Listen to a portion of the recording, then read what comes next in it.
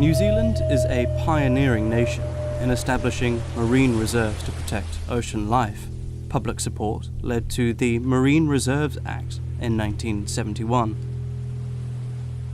More recently, New Zealanders have worked to stop plastics pollution, which harms marine life through ingestion, toxicity, and entanglement. 16,156 individual submissions led to a plastic microbeads ban in mid-2018. Realizing the power of a collective voice, some urged family and friends to sign petitions to ban plastic shopping bags. Over 100,000 signatures and 92% of submissions led to a single-use plastic bags ban in 2019. People's love for and desire to protect the ocean reflects a deep-rooted relationship with the sea and our culture. However, the ocean still faces other, less visible threats. Ocean acidification is one such threat.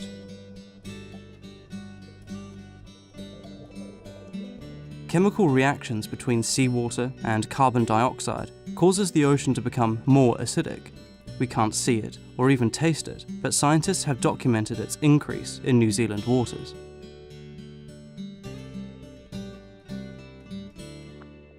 It can affect ocean biodiversity, the large number of marine animals and plants that function like a big, intricately interdependent family that keep the ocean systems going, just like us and our systems. Animals with shells or hard parts, like sea stars, mussels, oysters, and corals, are most affected. For humans, this might be akin to being in water with lemon juice in it 24/7. They can't develop strong shells, and so become vulnerable. Mussels and oysters are natural biofilters, and their loss would disrupt ecosystems. Fish, marine mammals, and birds depend on them for food. Shellfish are also an important food for people. Since acidic seawater affects growth and reproduction of other animals like fish and squid, it would affect the seafood industry. Additionally, the loss of coral reefs would affect tourism. In brief, there are more than a few reasons why we need to prevent further ocean acidity. The entire ocean's resilience would weaken. Scientists believe that when high acidity is combined with other stress factors, the ecosystem becomes affected in many different ways before we can even begin to understand what's happening.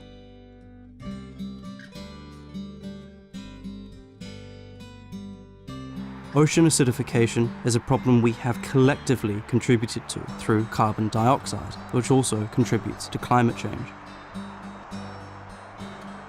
Nitrate and ammonia runoff from agriculture, residential areas, and wastewater treatment cause algae to grow abundantly in coastal areas, just like plants do on land when fertilized.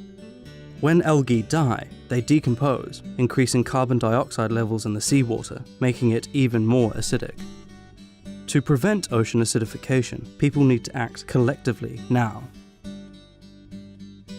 The public can help reduce ocean acidity by calling for better enforcement of the Resource Management Act to minimize fertilizer runoff. People have the power to play a monitoring role by submitting complaints to councils about breaches of the Act. Some councils have a 24-hour hotline, and most respond within 2 to 3 days. As a collective, people must call for more effective climate change policies to minimize ocean acidification and other climate change problems like global warming and sea level rise. Globe New Zealand, a mixed group of over 30 MPs, have taken a lead with national climate change policies. People can contact an MP in their area to find out how they can become involved and encourage others to do the same. Individuals can also each do their part to contribute directly. They can reduce fertilizers in gardens and not use them before rainy days to minimize runoff. People could opt for electric cars to reduce carbon dioxide. They are now at comparable prices to petrol cars.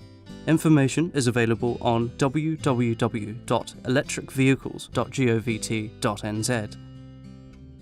Pass this knowledge on to others. The more people become aware of ocean acidification, the more they will become engaged in helping to prevent it getting worse.